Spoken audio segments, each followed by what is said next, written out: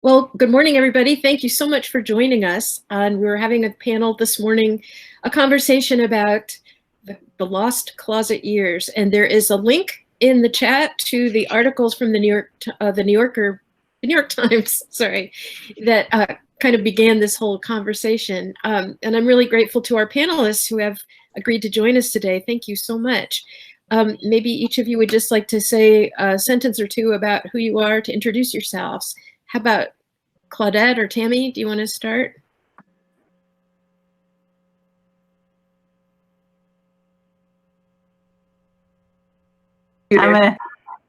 Okay, there we go. So I'm Claudette Boudreaux, and you know Tami Allen, and we've been together actually 27 years.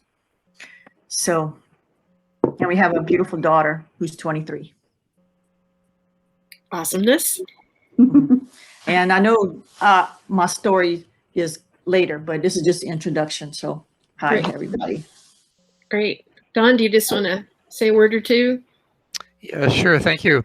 I transplanted myself to back to Bainbridge Island 2 years ago. I'd been living in Portland, Oregon, and I'm very glad to be back. Great. Thanks, Dawn. How about Eve? Hi, I'm Eve. I'm on the board of Bainbridge Pride. I'm on the board of the brand new Rainbow Crew Northwest. Excellent. And I've been out for, fully out as trans for about 5-6 years. Great. Thank you. So one of the pieces that we're all trying to put together is really looking at, I guess you could call it the hidden costs of those lost years for so many people who just were not able to come out, who were felt unsafe, who maybe didn't even recognize in their own life what was the truth of their being. I think that has been such an amazing surge of energy into our world, because as people come out, more truth, more freedom, more strength is appearing. But what would you say about those costs? What do you feel like for you the cost was? I'd be glad to start. Thanks, Don. And you asked us to talk about these hidden costs of being gay and how that affected our lives. And I thought of 3 or 4 examples for me. Those hidden costs began very soon after I came out to my parents and a few close friends in 1959. So I'm an old guy. I had been seduced by a chaplain at my university's religious center in late 1958 that for the first time gave me a really better understanding of why it was I was more attracted to men than to women. When I started to quietly come out, I found out how uncomfortable family and friends were with that information, assuming at first that I could be cured, right, with the right treatment.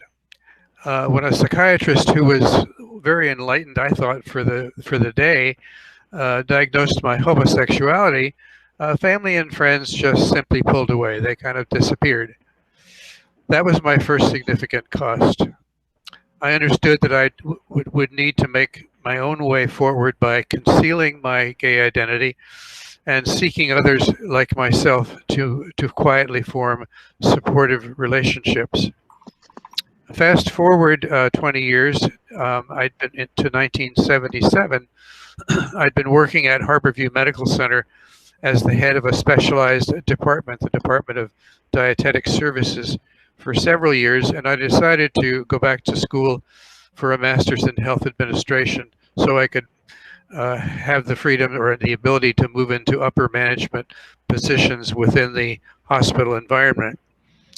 The academic environment felt like a safe place to be more open about who I was. I was no longer working, so I didn't have to worry about getting fired from my job. And my classmates and the faculty members seemed pretty supportive. The cost, however, that was that when I started to look for a job after I graduated and used my academic advisor as a reference, I found out that he was blackballing me because I was a gay man.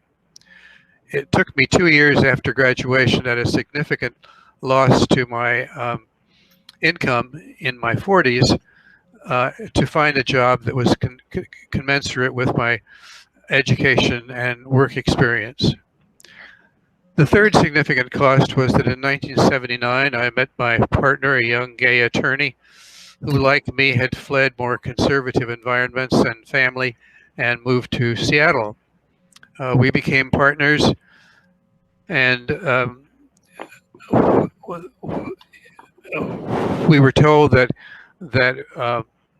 when we looked for a place to live together, inevitably, when we went to look at an apartment, we were told that there were people who had looked at it before us, and that they would let us know within a few days whether it would be available. They called and said, sorry, they'd rented it to earlier applicants. Just to check, we called them sort of anonymously a few days later and told them, why, yes, the apartment was still available. So discrimination against housing was very much the case then. For social activity, we decided to join the forming Seattle Gay Men's Chorus. I was a singer and Steve was a singer as well as a percussionist. Within 2 years, however, the members of the 2 years, members of the chorus and other close friends started dying of AIDS. In the first 12 years of that epidemic, over 100 close chorus members died. And then in 1955, that included my partner of 16 years. That was a cost that was really almost unbearable at the time. So I'll stop there. Wow. Thank you, Don. I can see those are very significant costs indeed, and I'm sure there are many more. Eve, your experience was pretty different. What would you count as costs? I would say that costs for me were internal costs, because there was no way to understand what was going on in myself. There was no way to explore anything about myself. And, the biggest cost was, my sense of distance from myself, my sense of I had to, I couldn't complete things. I couldn't trust myself ultimately. My cost was back in the day of, I went to the University of Wisconsin, which got, while I was there, was retired, to the Hall of Fame from the Playboy magazine party school list, because, otherwise it was just, this was a place Hugh Hefner went and nobody noticed, but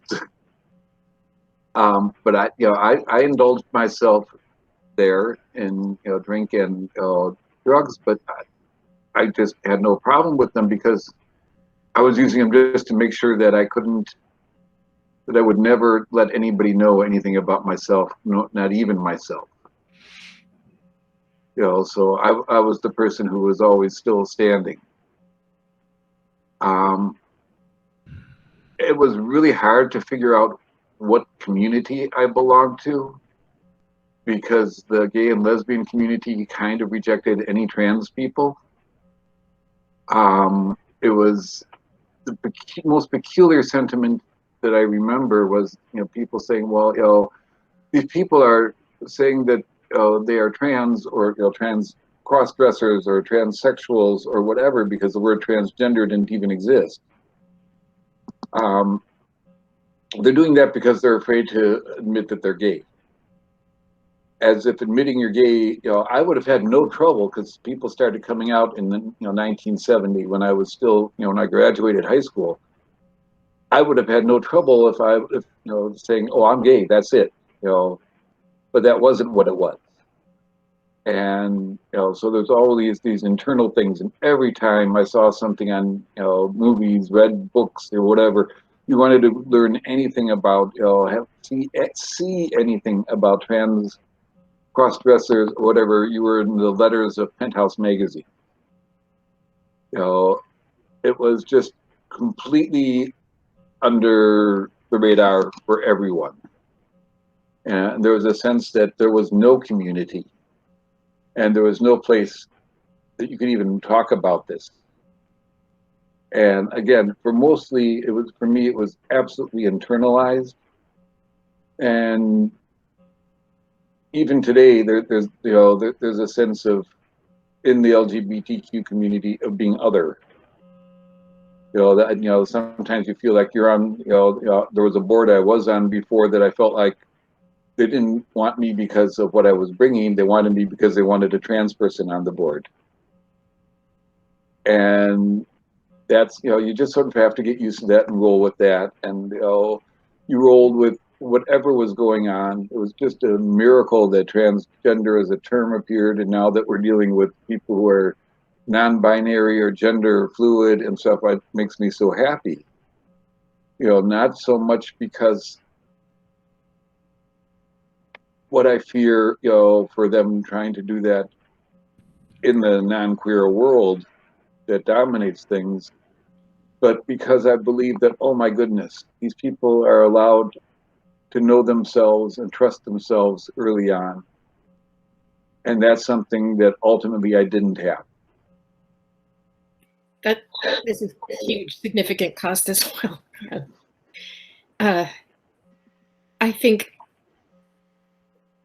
we are focused on the good stuff, which is great, but I think it's really important, if painful, to remember that there really was so much struggle to just get to where we are today.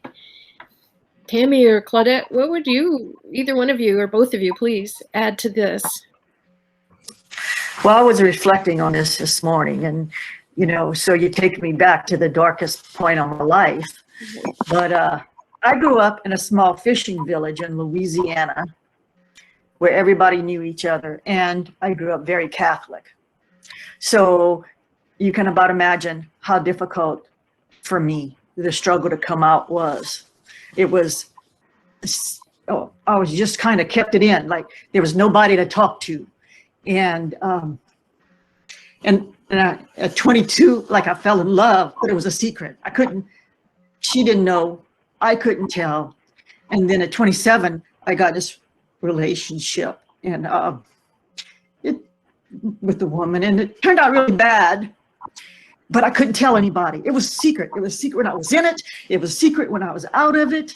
And I ran back home, 100 pounds, and it sat in the dark. It's a secret. It was a secret. And then I came back, and still nobody to talk to. But then I was in the R&D program. I'm a nurse. And I was at Seattle U as RNs going back for their degrees. So I was at Seattle U. I was in the dorm of all things, 27 years old in a dorm. But trying to get through that because I had no one to talk to.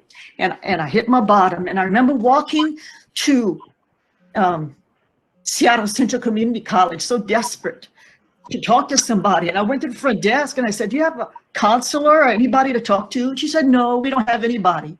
And I remember leaving. And I walked right in front of the Seattle Counseling Center and did not know it. And I got back to the dorm and it was like, it was the last straw for me. And I called the crisis line. And I said, do you have anybody? Do you have a nun or a priest I can talk to? And like I said, I was very Catholic then. And you know how loving the Catholic Church is for us still. And she said, what about Dignity? Dignity Seattle? I'd never heard of it. And she told me where to go. And that Sunday I went, I was in the car and I watched everybody go in, and I couldn't bring myself to do it because I've always kept it in.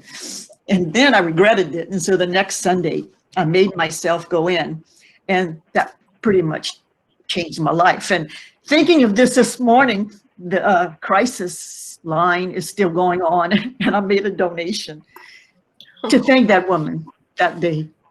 So there you go. Oh, you're making me cry. I know. It was dark. But I mean, like just that, if someone's in their 20s and they have a breakup, they update now. I mean, they update their Facebook profile. It's like, yeah, you know, we broke up, and everything is so easy to talk about. Whereas she went through not being able to tell somebody and all that, and then being able to, and then breaking up and still not being able to tell anybody. Just that, not being able to tell people what's going on, not being able to use pronouns. And it's really hard. It's so funny. It used to be we couldn't use the pronoun, and that was the struggle. And now today it's learning not to use pronouns, which I think is just a hoot. Eve, you hit on it. It's like there's so many, you know, non-definitions. Now everything's not defined. What a hoot. So now we're learning to speak again.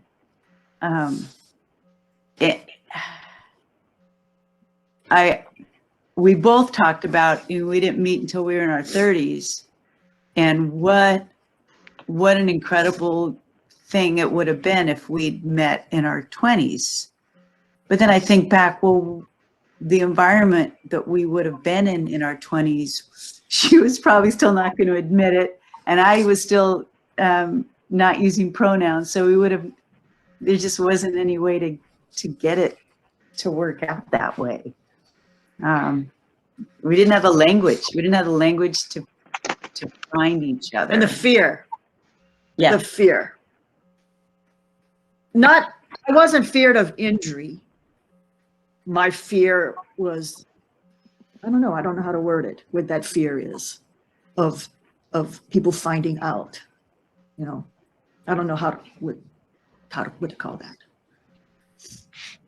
I think for a lot of people, the fear of rejection, of shame, public shaming, is incredibly painful. And I know with my daughter, who's transgender, that, you know, self-loathing is really a huge piece of it too. And I think in our shame-based culture, so many people, especially on the LGBTQ, AI, whatever spectrum, it's almost automatic. And yet with that also come this huge range of tools now, new tools and freedoms that were not available, certainly for Dawn or for any of us really, that in the last decade or so, it seems like there's been kind of an explosion of freedoms, of flexibility, of tools. And that's not to say there isn't still a lot of pushback, because there is. And, but I'd like to hear a little from all of you, like, what do you think was helpful? What kind of tools gave you freedom? What's it like to be openly out today that was not true for you years ago? Because I feel like there are a lot of resources now, but I don't know how directly helpful they have been for you. I guess I'd love to hear a little bit about that. Eve, do you want to say anything about that? Well, Don just had his hand up, so I thought I'd let him talk first. Sure, Don, sorry. Sure. For me, even 10 years ago, when I sought to join a forming co-housing community in Portland, I was assured that I was going to be welcome there because there were already 2 other gay households who had joined. Soon after, I found a Unitarian church that said in a new member brochure that when I entered the door of that church, that I didn't have to leave any part of who I was at the door. I'd always had to leave a part of who I was at every church door. So being gay had started, at least for me at that time, pretty much become a non-issue.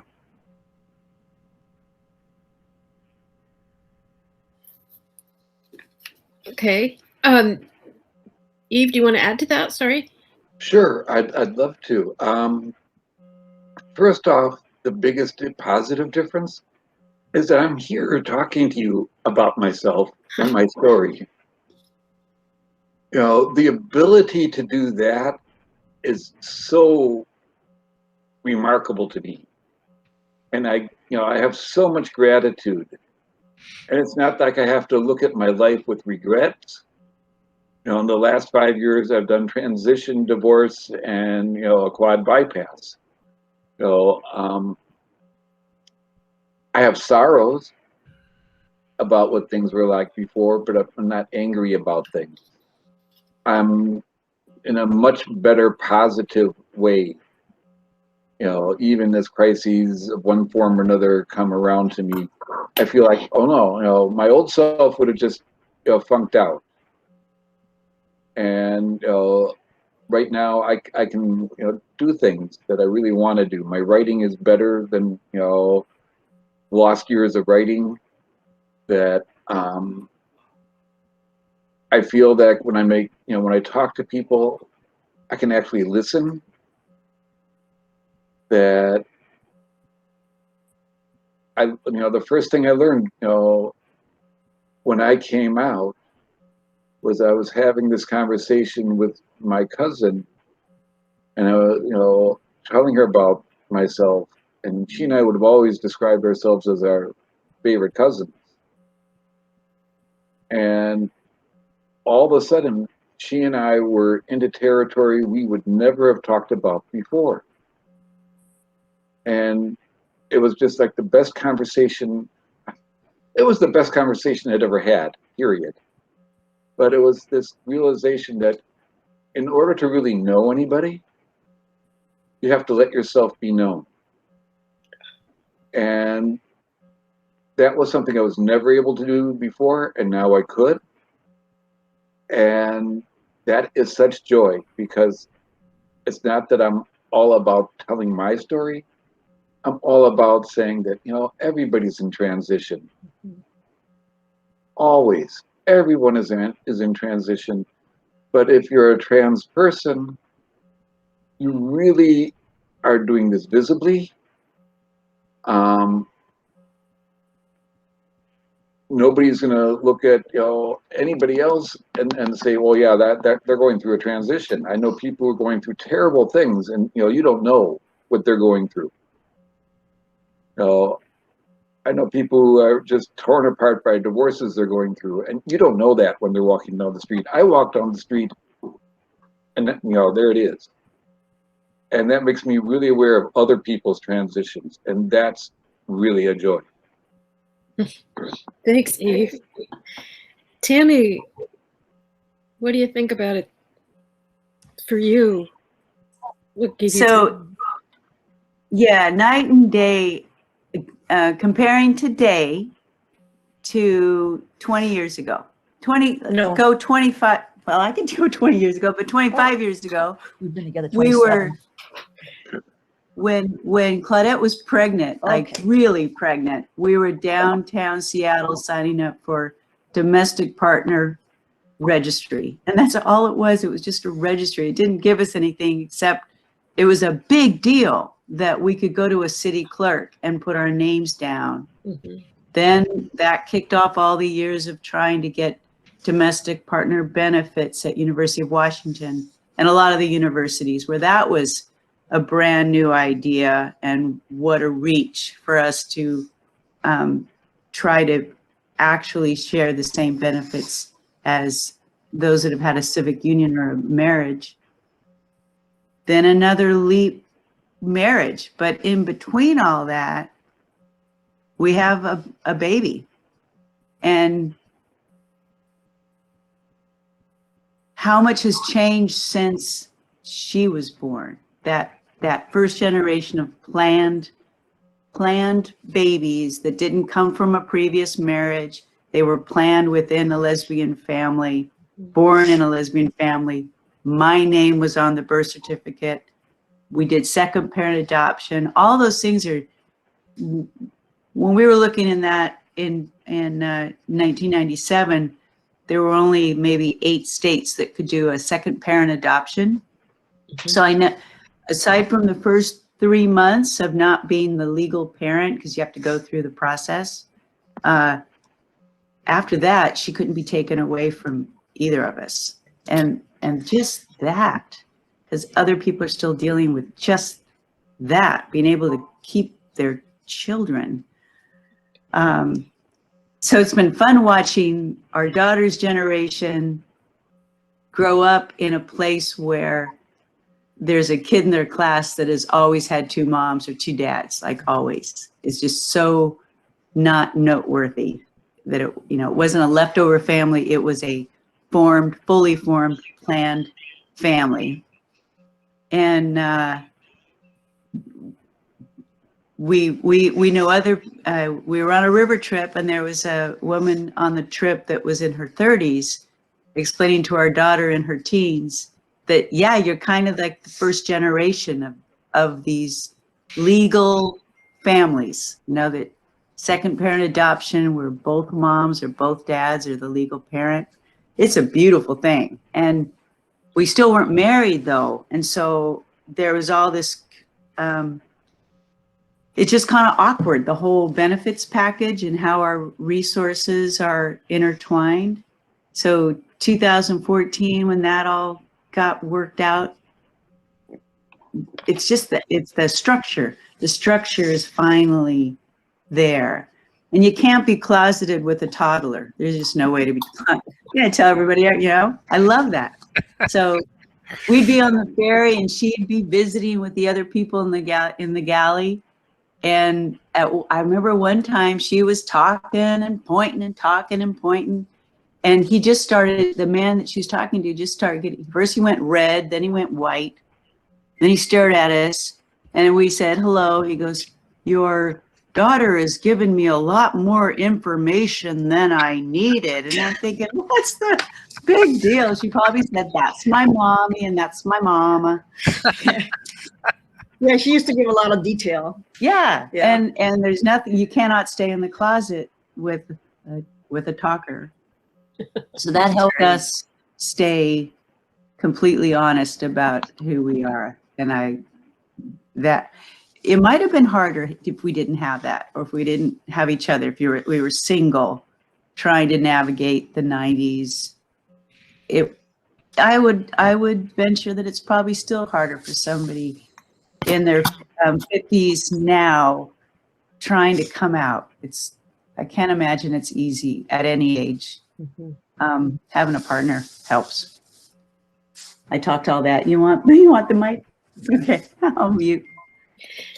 Well, or maybe Claudette, you could start telling us a little bit about family relationships. Like, I'd love to hear from all of you a little more about. Often the family relationships are so hard at first, but it really changes, doesn't it? Or does it? So I grew up in Louisiana, right? And I have 3 older brothers. And my oldest brother is very religious. My second brother, I used to talk to a lot about stuff, not necessarily this, but guys and that kind of stuff. And then my youngest brother, who's 6 years older than me, kind of the closest to, because we were closest in age. Anyway, so we had written a letter. I had written a letter to my mother and father saying we were gonna have a baby, and I hope they could. My brother, because I grew up in a loving family, you know, and I got a message on my phone, Mama, saying, that is the most ridiculous thing I ever heard. Don't you dare. And I was devastated. And I said, Tammy, you call, because I couldn't handle it. And so Tammy called her to try to figure out what was the problem. And she was it was for all the right reasons. From a mother's fear, she was absolutely convinced that Claudette would lose her house and she would lose her job and she would be a penniless single mother, that everything would fall apart, because it's her mother's generation that if you let anyone know, and Dawn, you get this, you can't let anyone know. You'll lose your job and you'll lose your house. The third was that she didn't want Claudette to have a child out of state because she needed to be on call to come home and take care of her own family. So that was her selfish reasons, but the other two were valid. And my aunt's generation could never introduce her partner as her partner. She'd introduce her partner as her roommate. We introduced each other as partners. And now the younger younger people are saying, why do you say partner? You're married. Like, I'm not used to saying my wife yet. We haven't figured out. I still say partner, even That's a though spouse. my wife. I want to add about the coming out part. So I had the books and I was ready, right? And so first I'd whip it on my brother, who was 6 years older than me. And I said, got him in a room, told him I was gay. And so he thought if I had had bad experience with men, that was the cause. I said, no. But he said, yeah, but don't tell mom and daddy. So then later I tell the middle one that I'm gay, and he says, okay, but don't tell mom and daddy. And I was like, of course I'm gonna tell him. And I saved my oldest brother because he was the religious one still. And so I told my mother, because I thought she'd understand, bursts into tears. I'm gonna go tell your father. And she runs into the yard. She's sobbing on his shoulder. He comes back. He sits on the side of the bed. He says, I always knew you're gay, but I wish you wouldn't have told mama. Move on.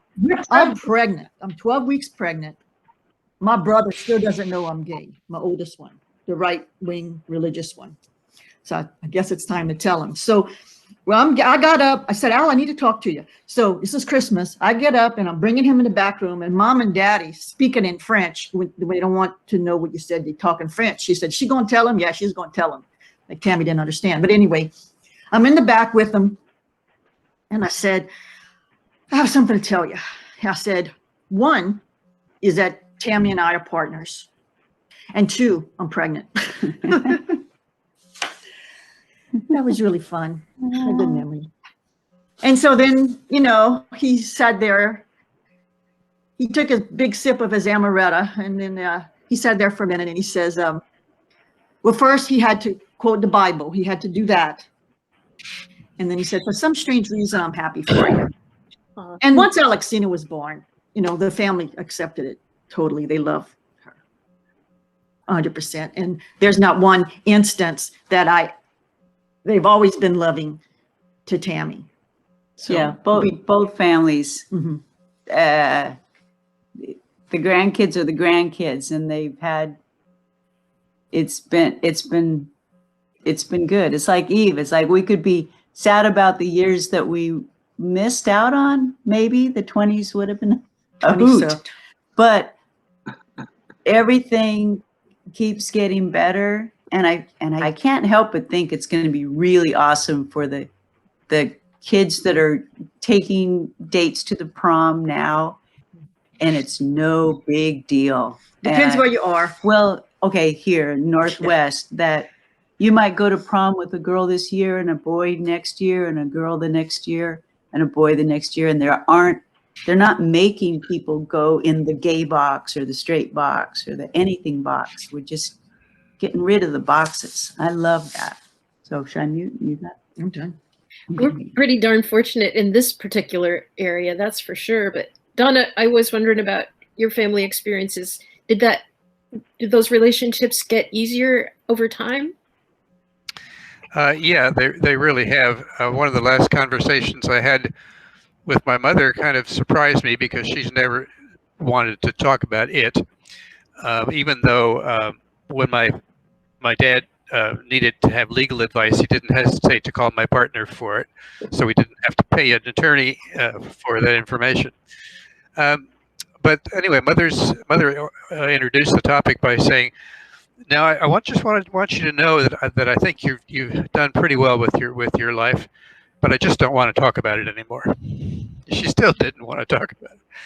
But today, my youngest brother has a lesbian stepdaughter, and he's a news junkie, and every day, or at least several times a week, he'll send us some article that he's read about the LGBT communities. So he provides that.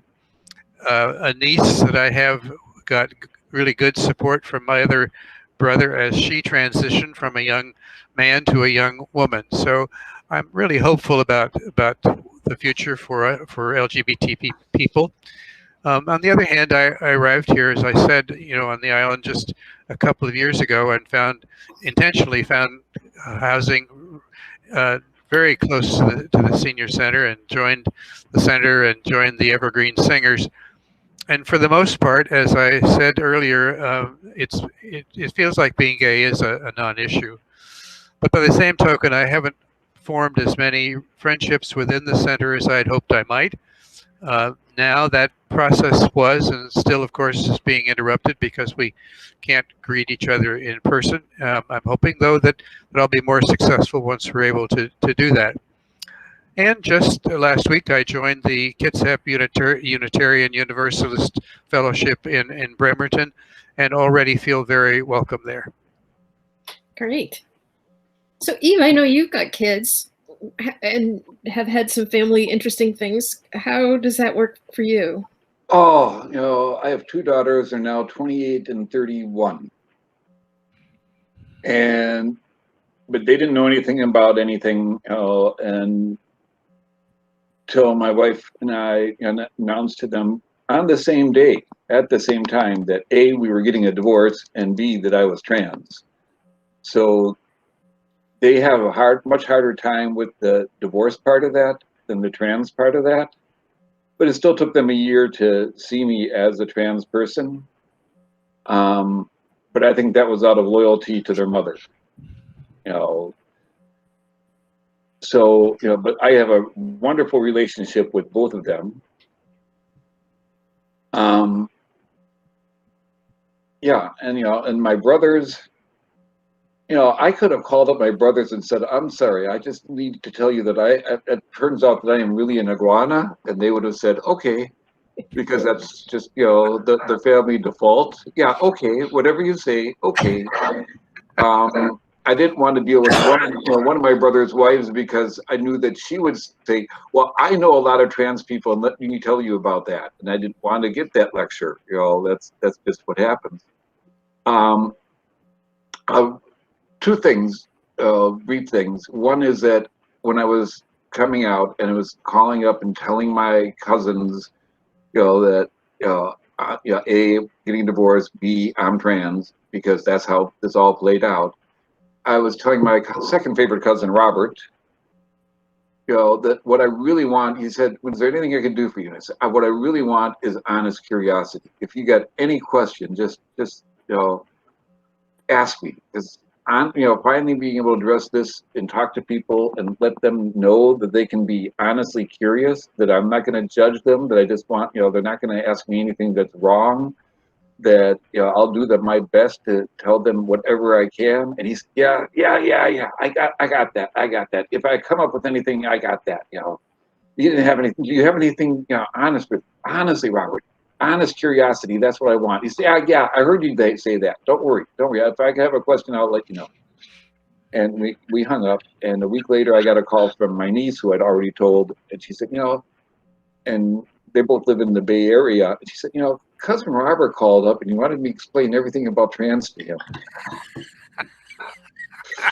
The other thing was, my parents never knew. They had both passed away by the time and my father made it to nearly 95. But before he knew he was dying, and he wanted to give some things away, and he was very particular and about this big gold ring he had.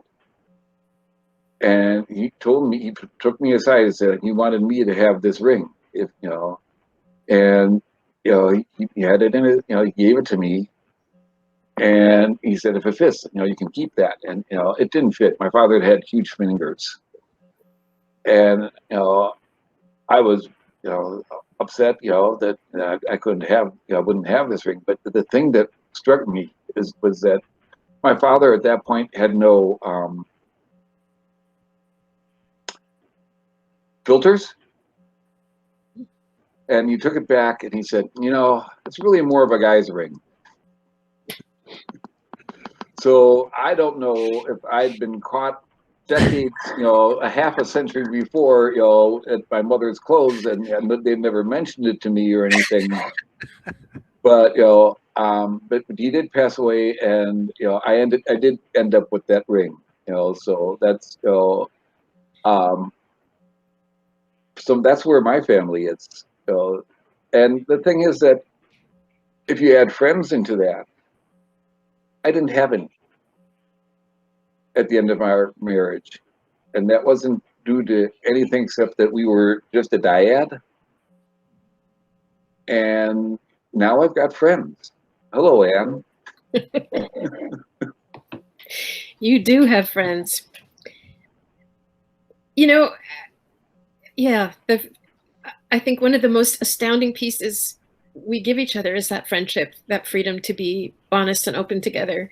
To me, it's the most refreshing thing we can share.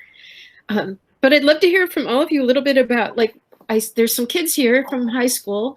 What would you say to the kids? Like, and what do you foresee for them? What a different life they are having. Tami, do you want to say something?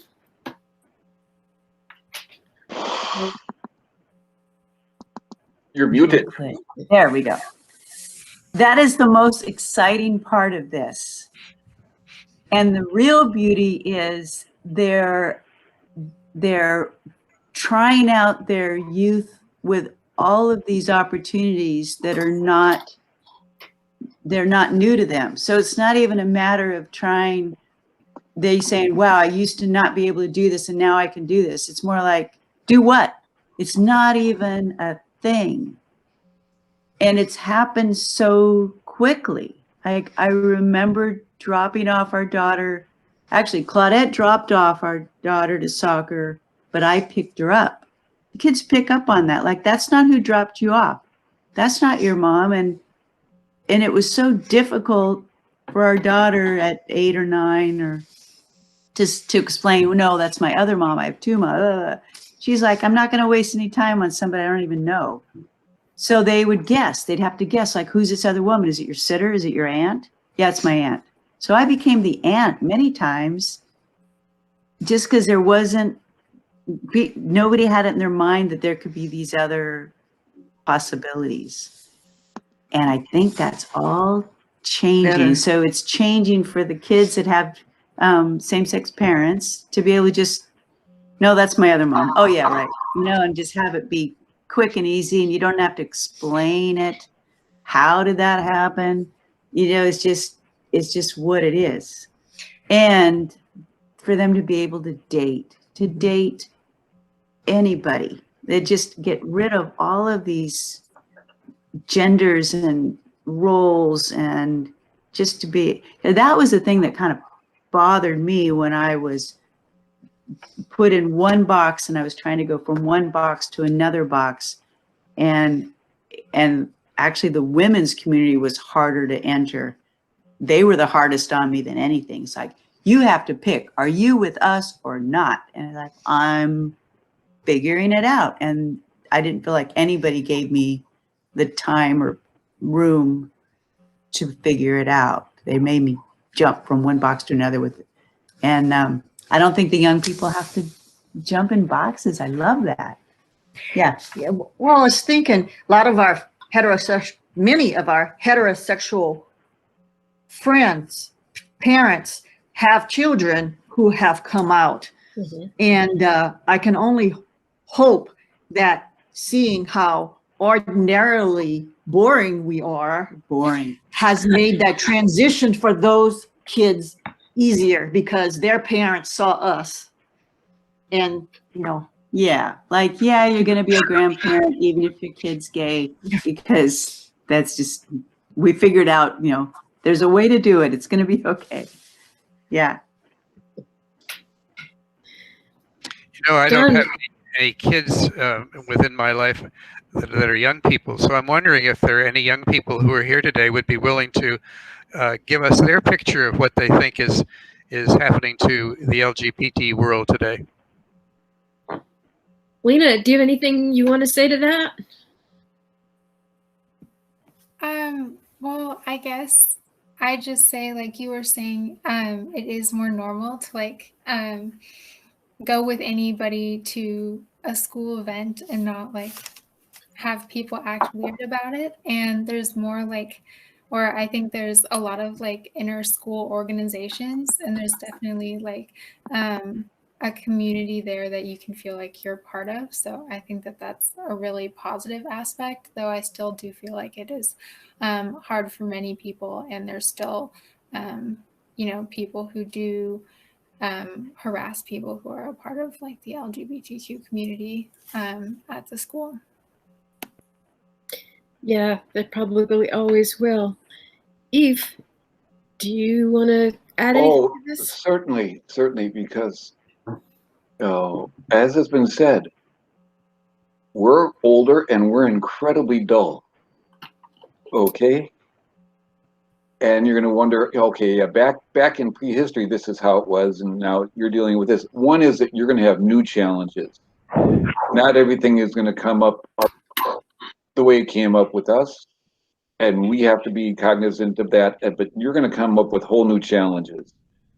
All I say is just keep, youth to me is a time of great possibility and strangely also great resentment. Because I remember how resentful I was, in high school, resentful, what do they do to this world? And, why can't they see the right thing and stuff like that? And, right now I know that, the first thing that I tried to do when I came out was put together an organization called, Transbrella, West Sound Transbrella, taking in all the gender identities and, for the West Sound. And now I'm aware there are some people who are non-binary or, whatever, who don't want to be included in the trans community because they don't feel that represents them. And I'm sitting there saying, yeah, it doesn't, and it does. That just try to be as generous of spirit as you can, because we could have all used more generosity of spirit from others around us, and we could have used a lot more generosity of spirit about ourselves. That's beautiful. Definitely true. And when my daughter came out to me, I didn't know anything at all about what transgender was, and of course stepped in it all over the place saying, well, so does that mean you're a gay girl now? And she's like, Mom, gender and sexuality have nothing to do with each other. I'm like, they don't? And I realized, like, I didn't have to know that. I didn't ever have to know that, right? But now there's so much fluidity, which I think is beautiful, so much exploration. And I started a group called Transfriending for family and friends of people who have someone in transition. And what we've seen over the years is there's a number of kids, especially people identified as female at birth who transition to be male and bump into some aspects of male toxic culture and don't want to do that and don't really slide back and don't feel comfortable. So they just call themselves trans or something else. And that freedom, I don't think was even around 5 years ago, 10 years ago.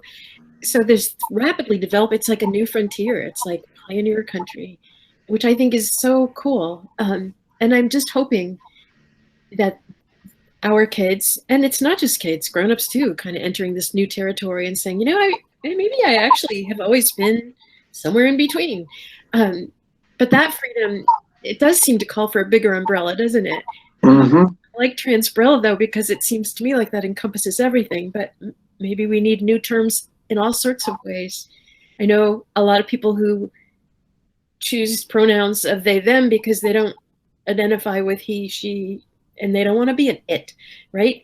So it's like we have to push the edges of our language as we push the edges of our imagination and our ability to see each other and to understand ourselves. And I think that, in 10 years, we may look back and go, God, we were just at the beginning then, weren't we? I'm kind of curious about whether you think COVID has changed the way that people, obviously it changed the way that we get together, but I'm looking for like online support and not seeing a whole lot of it. Our Transfriending group Zooms every other week, for instance, and usually we have 6 or 7 people, but nothing like the 20 or 30 that might have come to a in-person meeting. Do you feel like there's adequate support? Could we provide some more? I'd love to hear a little bit about that if you have ideas. Eve, what do you think? Honestly, this morning I was reading Pride Foundation scholarship applications, and so it's all LGBTQ youth, that are trying to apply for the scholarships. And, reading these at the same time being mindful of, them trying to describe this last year of being in COVID, of, trying to continue their education or whatever else. There have been so few references to, feeling part of an online community right now. Yeah. And I think that's been difficult for people, especially for these kids who, for the most part, they have some who are returning to college, but for the most part, it's high schoolers, seniors in high school who are really looking to college as a way to finally being able to get out and about and explore themselves, because they come from families that are not accepting at all, or communities that are really difficult. So no, I don't think there's enough online presence, but I'm not sure if they're telling me that that they wanted to put that in their essay, or all the different essays we have them write. Don, what would Say what? I don't know, Don, do you have any sense about the way that there's online community or not for this? Well, I wasn't thinking of online so much as we have a community, or have the opportunity for having a community within the senior center as well. I'm not sure exactly what form that would take, but this has been really helpful and supportive. Felt really good for me today to be part of this, and I don't see any reason why it couldn't be ongoing in some other form. Tami, Claudette?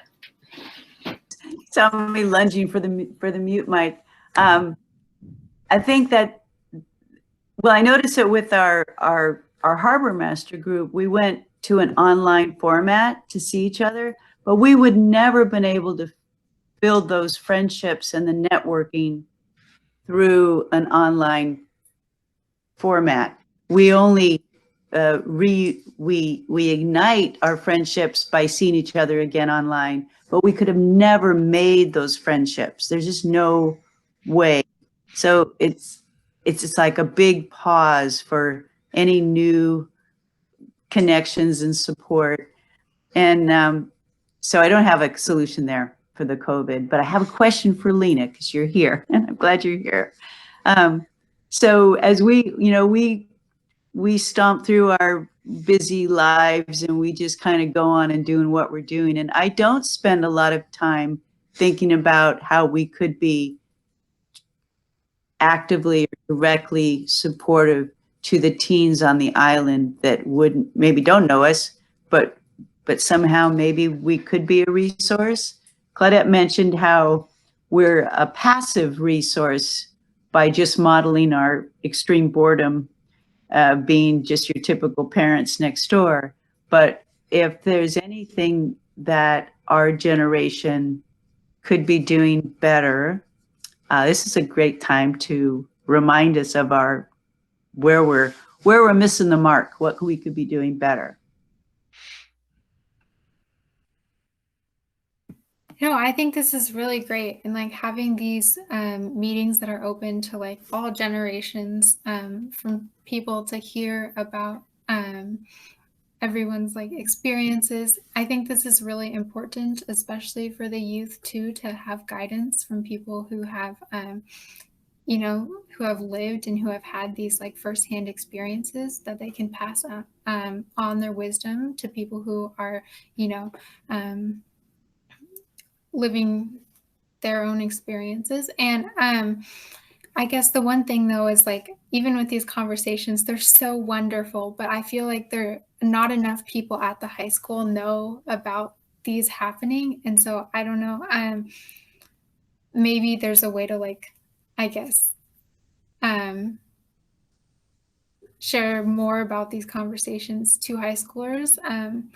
But otherwise, yeah, it's really wonderful to be here. Thank you. Do you think it would be helpful if I was to connect more with Mac? Is that a better way to reach high school students? I think that would be a good idea. Yeah, I think that would be a good place probably. I will do that. So we have a chat question from Barbara Golden saying, what do you think of how the media, movies, TV, etc., are presenting these issues? Which I presume she means all of these issues. Who's got a comment about that? Don? I think the media are coming along. There's certainly more opportunity now than I ever remember it being to access media that relates to me, who I am today. So again, I'm just optimistic. Me too. And I've seen a lot of change. I feel like it, especially for trendiness almost. I don't know. Tami, what would you say to that?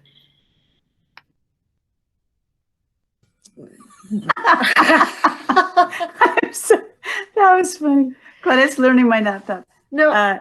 We watched the Ellen show when she came out, and we was a big filled deal. the whole Timberline bar was full, and you couldn't find parking because we all were going to drive to a place so we could all watch the television together because Ellen was going to come out. It was that big of a deal.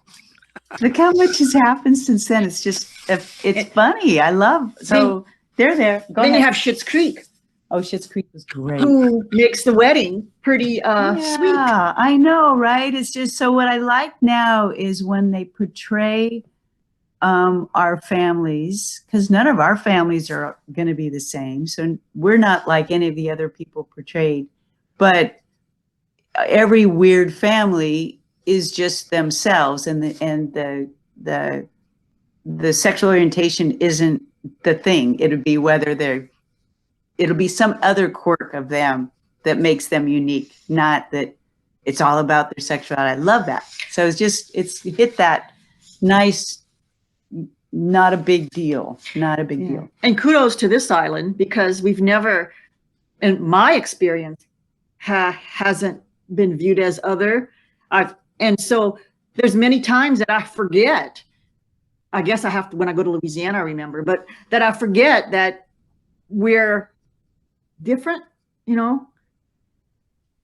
We're just a regular old married couple, you know, and I kind of forget that gender make an issue until then you open up your Facebook and you read about National Catholic Reporter and the Catholic Church taking an issue. And then it's like, do we have to fight this all over again? You know, just when I think everything's fine, and then it starts all up again. Never ending. Eve, what's your impression about how media handles a lot of these issues?